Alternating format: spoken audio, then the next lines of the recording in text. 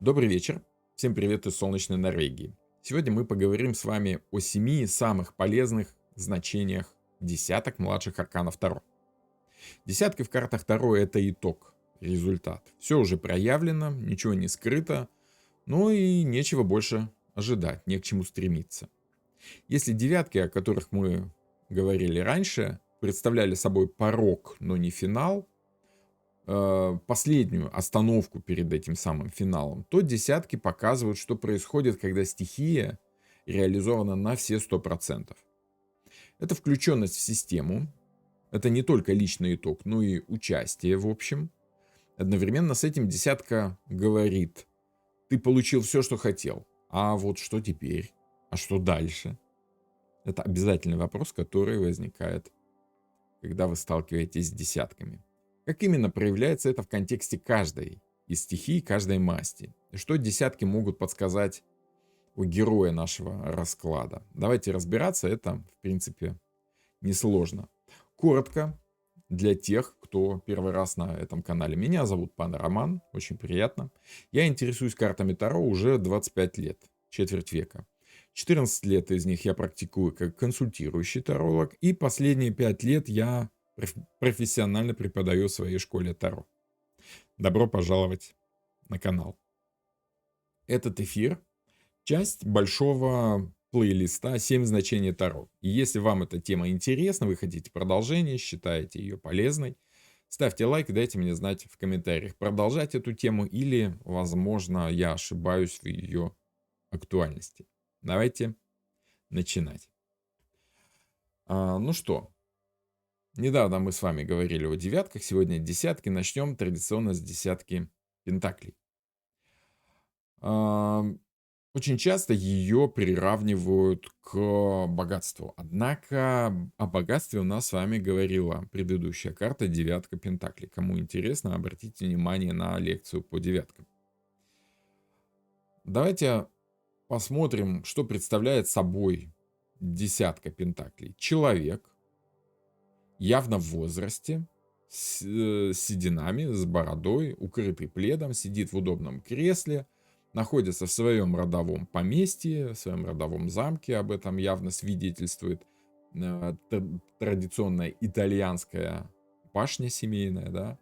У него дети, у него внуки, собачки вон там ластятся к нему, и в принципе все у него хорошо.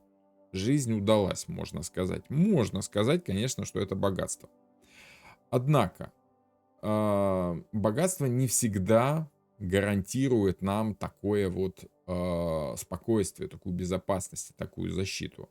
А вот десятка как раз говорит о безопасности, о защите, потому что у нас с вами один из персонажей карты держит в руке копье, он защищает своего там родителя, либо своего хозяина, если речь идет о работе, да, от неприятностей.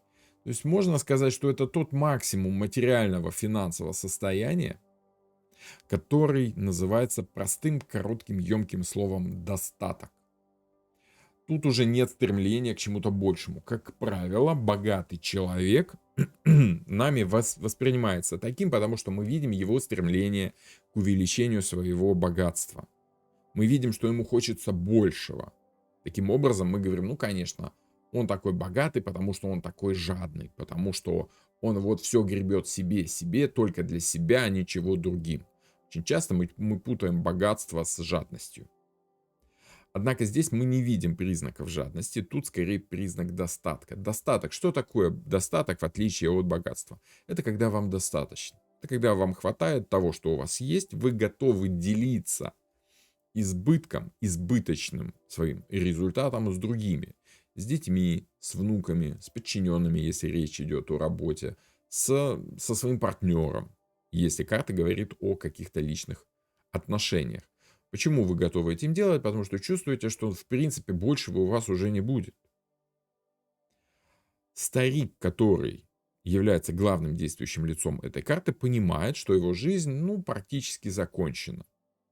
Веселья бурного там каких-то молодежного времяпровождения, да, там с пьянством, с какими-то излишествами нехорошими у него уже не будет, потому что это уже прошедший этап его жизни. Впереди его ясно, что ждет, И, в принципе, сосредоточиться он может на том, что у него есть уже, с пониманием того, что он оставит своим потомкам. Так что в первую очередь эта карта говорит о объединении своего достатка с тем обществом, в котором ты находишься. Допустим, это может быть семейный комфорт, какой-то семейный праздник, об этом часто карта говорит, когда собирается вся большая семья. Там дети, внуки, правнуки, там двоюродные, там дяди, тети. В общем, такая большая семья, которая раньше была явно прерогативой счастливой жизни. С другой стороны, если речь идет не о каком-то семейном благосостоянии, это может быть передача наследия, передача опыта подрастающему поколению, либо своим подчиненным, тем, кто заменяет потихонечку уже тебя на этом опасном посту. Да? То есть уже не вы стоите с этим жезлом в череде девятки жезлов, да, уже кто-то вместо вас, да, берет на себя там, тяжелое испытание, потому что еще готов, чувствует, что у него еще будет, вы уже как бы понимаете, что вы как раз и находитесь в безопасности под защитой тех людей, которые заинтересованы в том, чтобы вам было хорошо. Почему? Потому что вы делитесь своим опытом, вы делитесь своим достоянием. Так что десятка пентаклей очень часто говорит не столько о себе, сколько о фокусировке на семье и том обществе, в котором вы находитесь. Она нам подсказывает, что важно не то, что у тебя есть, важно то, чем ты делишься с другими. Поэтому задумайся о том, что ты можешь дать другим. С другой стороны, негатив в этой карте тоже есть, тоже присутствует. Он говорит о разнице поколений в первую очередь, о том, что у вас много опыта, и вы готовы делиться этим опытом, но дети не обращают на вас внимания. Дети заняты своими проблемами, они защищают семью, они там общаются друг с другом, никто не разговаривает с вами, никто вас не понимает, никто не готов пока еще принять тот богатый опыт, который вы уже накопили. Вы что-то знаете. Не обязательно речь идет о разнице возрастной. Речь может идти о разнице смысловой. Да? То есть, если вы человек более опытный, и ваш собеседник, допустим, ваш ровесник, но у него совсем нет опыта в той работе, допустим, которую вы делаете. И вы понимаете, что то, о чем вы говорите, он не понимает просто потому, что у него другие приоритеты. Он думает совсем о другом, ему важно совсем другое. Вот та самая разница в уровне, которую очень важно уметь перестроить форму общения в другой контекст, чтобы вас поняли. Но в этом состоит проблема каббалы, допустим, которая развивается следом за изменением социума. Да? Не зря в десятке пентаклей у нас с вами явно просматривается рисунок древа сферот, да? Ключевой схемы развития всего и вся по системе каббалистической. Об этом я подробно говорил в плейлисте «Младшие арканы Таро». Советую посмотреть, поискать этот плейлист на канале. Если же вам интересно более подробное изложение системы Таро, добро пожаловать на мой курс, который называется «Грамматика Таро». Буквально вот позавчера мы начали очередной, уже 10-й поток обучения. Группа онлайн еще готова принимать там, 1-2 человек, мы еще можем вместить. Если у вас есть желание приобщиться к глубокому практическому изучению карт Таро, то изучите ссылочку в описании к этому видео. Там есть ссылка на мой сайт, где подробно говорится о курсе. Можете просто приобрести запись, если у вас нет времени на онлайн.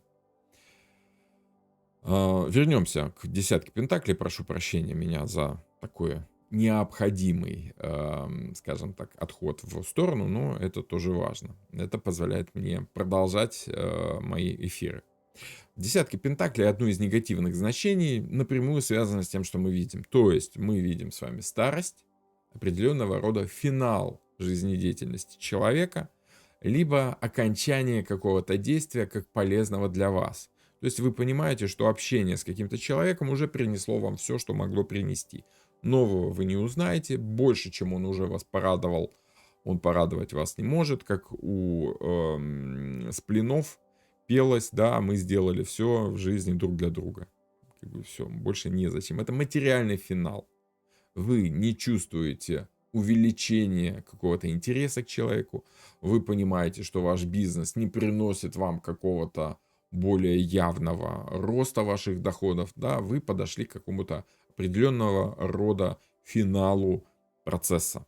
Потому что 10 это финальная завершающая карта цифрового ряда из этих самых десяток. Поэтому то, что как бы вроде бы вас радует, да, завершение какого-то действия, одновременно вас и расстраивает. Вы стремитесь к пониманию того, что происходит в вашем любимом сериале, да, вы ждете развязки, вы ждете финала, и когда он происходит, этот финал, одновременно вас это печалит, потому что, ну как же так, все, финал закончилось, да.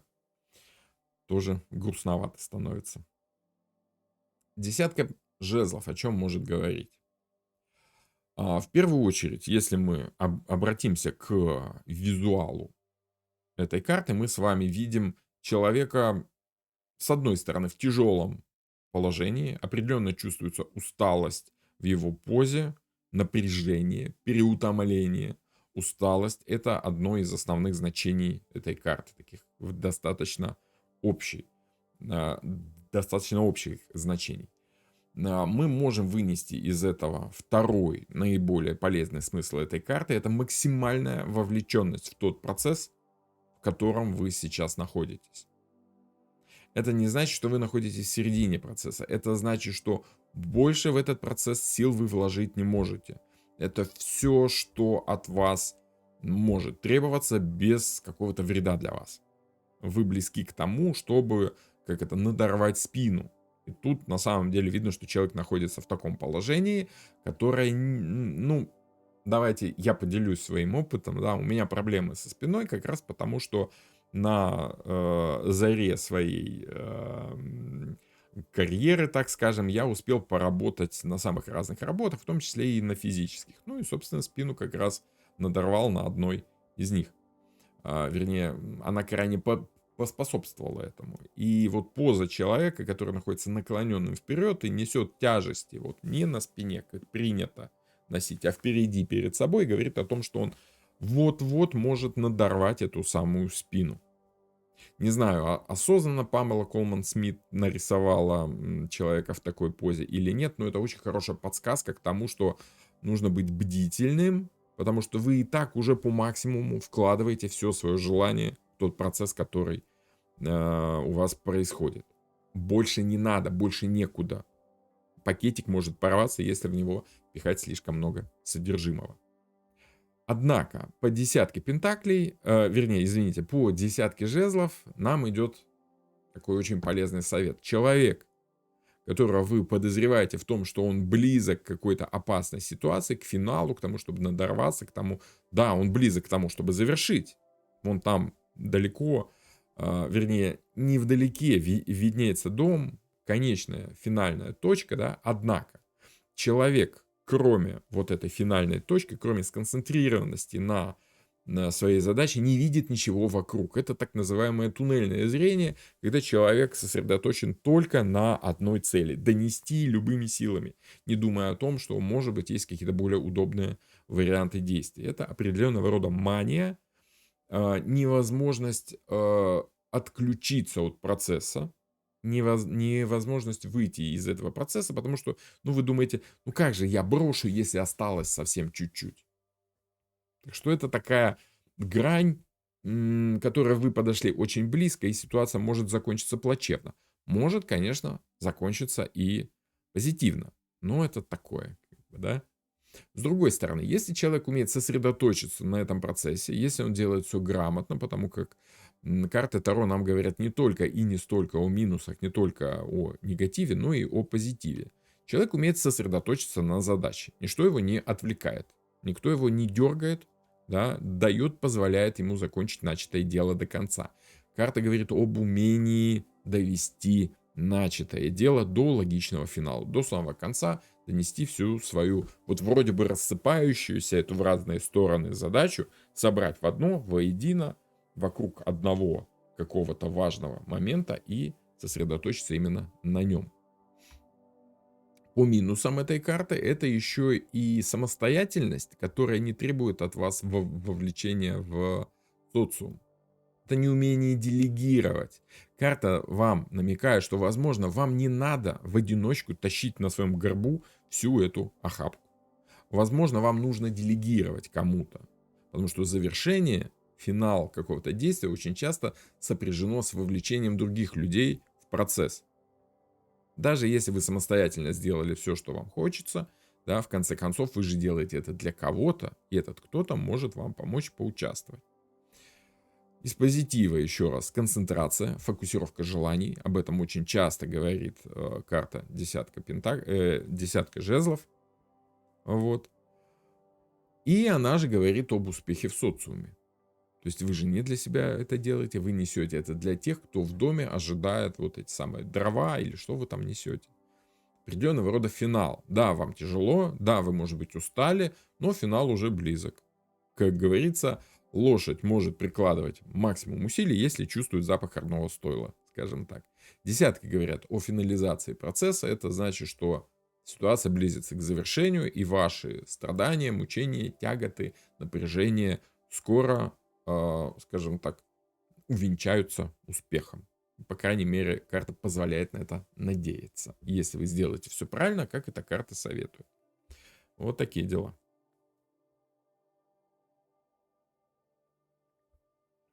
Окей.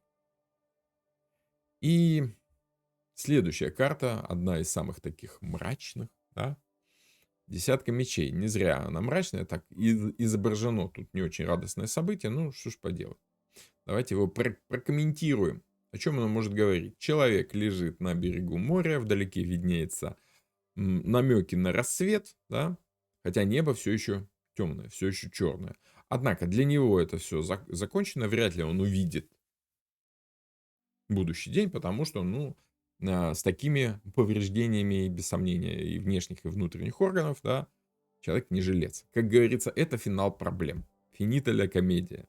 По крайней мере, вот для главного героя карты. Окончание чего-то, решение ваших проблем часто негативным образом, однако в этой карте еще и говорится о какой-то надежде на будущее. То есть, возможно, ваши проблемы решаются, может быть неприятным для вас образом, но если вы выживете, если вы сможете пережить это предательство, очень часто карта говорит о предательстве. Почему? Ну, это такое цыганское значение, визуальное, да, удар в спину, как бы часто говорят, потому что тут все мечи торчат, собственно, в спине. И если вы помните, да, тот самый Цезарь, да, который был предан своими же соратниками. Я думаю, что намек на это есть, конечно, без сомнения. Тем не менее, карта очень часто говорит о том, что у вас отсутствуют альтернативы, у вас нет выбора. Ну, то есть тут все понятно, тут очевидно, что все закончено. Если вы говорите, ну, может быть, все-таки как-то вот нет, нет, вот так как есть, так и есть.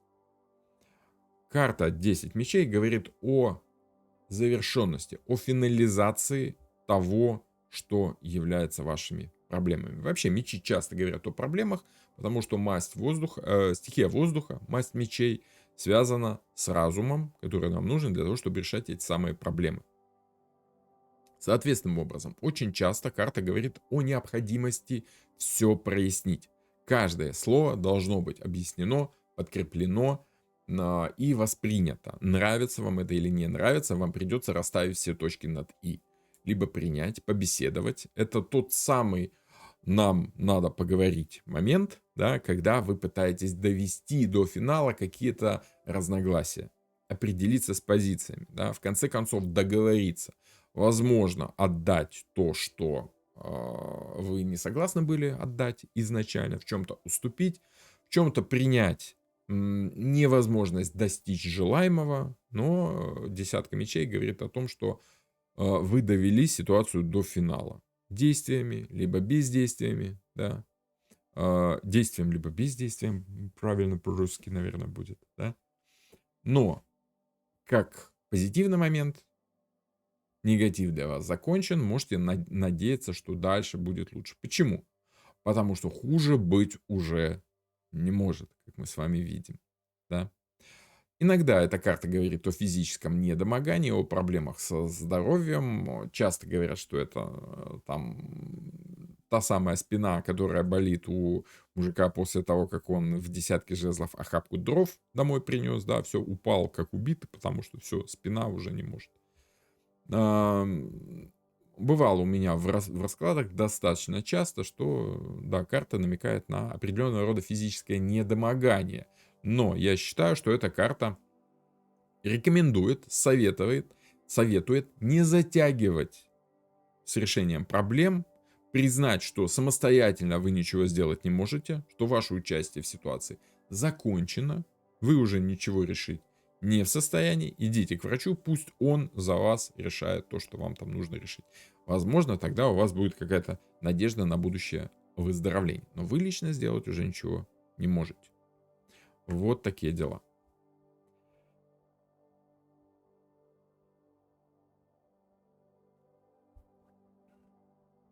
В отношениях личных, как я уже говорил, чаще всего карта говорит об отсутствии альтернатив, о том, что нужно принять точку зрения собеседника, партнера, но очень важно расставить все точки над «и». В конце концов, прояснится ситуация, станет явной, но, скорее всего, вы будете несколько разочарованы, потому что, в конце концов, поймете, как на самом деле ситуация развивается, да, то есть вам станет все понятно. Недопонимание будет убито, закончено, скажем так. Негативная, мрачноватая карта, конечно. Ну, что ж поделать, так уж нарисовала ее Памела Колман-Смит. Десятка кубков же наоборот. Она с вами представлена в радикально противоположном свете, в таком идиллическом, ярком, прекрасном, цвет радуги, да, и вот все вот это мы видим. Счастливая семья, муж, жена, детишки, домик такой, река рядом, ну, прям красота. О чем может говорить эта карта? Ну, во-первых, как мы уже с вами помним, десятки все говорят о каком-то финале. В десятке кубков, сюрприз-сюрприз, у нас с вами финал эмоциональный. То есть завершение какой-то эмоциональной ситуации, неважно, позитивная, негативная, но вы относитесь к ситуации эмоционально. Это максимум эмоций, пик эмоциональный, который вы только можете испытывать. Забегая вперед, скажу, что одно из негативных значений этой карты лучше уже не будет. То есть, ну, вроде бы это позитив, да. Ой, как прекрасно, лучшего и пожелать нельзя. Идиллически, да. Так что это, получается, лучше уже и не будет? А если вы привыкнете к тому, что у вас так все прекрасно, а захочется еще лучше? А нет, лучше уже не будет. Как есть, так есть. Это тот максимум, на который вы способны. Тот максимум, который вам прописала судьба, скажем так. Ну, давайте вернемся как бы к более простым значениям. Это семейное счастье. Это взаимность, которая в самом деле у нас с вами присутствует в изображении. Действительно, карта часто говорит о том, что да, если вам хочется эмоционального вовлечения в ситуацию с другим человеком, эмоциональное вовлечение будет. Вы будете чувствовать, что вы разделяете с этим человеком всю гамму эмоций, весь спектр счастья, что у вас взаимность, та, которая и, скажем так, предполагается при взаимодействии двух партнеров, Мэ и Жо. Так что можно сказать, что к карте относят понятие душевного покоя. Это когда вы чувствуете вовлеченность в ситуацию, и другой человек в этом участвует вместе с вами. Причем участвует гармонично. Помните вот эти мемчики, да? Как два котика сидят, смотрят на закат на морском берегу, да, и один говорит, мне не нравится, второй такой, мне тоже. Да? Вот это и есть, это определенного рода гармония, когда вы понимаете, что лучше понимать человека вы уже не будете, лучше чувствовать человека вы уже не сможете, это тот максимум, на который вы с ним способны. Если вас это устраивает, карта позитивна. Если вы стремились именно к этому, карта говорит, что именно этого вы и достигли. Но как негатив очень часто идет по значению десятки кубков, это идиллия, слащавость. Когда вы стремитесь к чему-то такому, скажем так, нежизнеспособному. Ой, я хочу, чтобы он меня и любил, и на руках носил, и деньги зарабатывал, и посуду мыл, и ребенка из садика забирал, и то, и сё, и пятое, и десятое, и еще, чтобы ему это нравилось. Идиллическая картина, идиллическая, ровно так же, как и мужчина может мечтать о том, что жена у него будет и умница, и красавица, еще будет и деньги помогать ему зарабатывать, и дома будет чисто и прибрано, и в постели там будет там буря, ураган, да, и еще и там мать семерых детей, которые тебя будут только радовать, да, а она будет полностью брать на себя заботу. Ну, в этом плане можно сказать, что это идиллия, которая недостижима, и чаще всего карта говорит именно о том, что это та гармония, которая у вас возможна. Вот если вы спрашиваете, это что, вот у меня максимум, и выпадает десятка кубков, значит, да, у вас вот такой максимум. Он вам может не нравиться, но либо вы принимаете позицию, что лучше уже не будет, либо вы в корне меняете свое поведение, ну, а это уже отсылочка к старшим арканам, к пониманию того, что, возможно, это вы что-то делаете не так, а не ситуация так вам способствует. Вот такие дела, такие пироги у нас с вами по этой карте. Такой у нас получился плейлист 7 самых полезных, самых главных значений Таро. Я думаю, что если вам нравится такой формат, коротко, емко, по сути, без лишней воды, как мне тут пишут, комментируйте, предлагайте свое видение каждой карты, если у вас есть какие-то интересные, полезные замечания, можете поделиться своим опытом, своими наработками. Я обязательно читаю каждый комментарий, будьте уверены. Так что увидимся с вами на следующих эфирах. Рад был всех видеть сегодня. До новых волнующих встреч.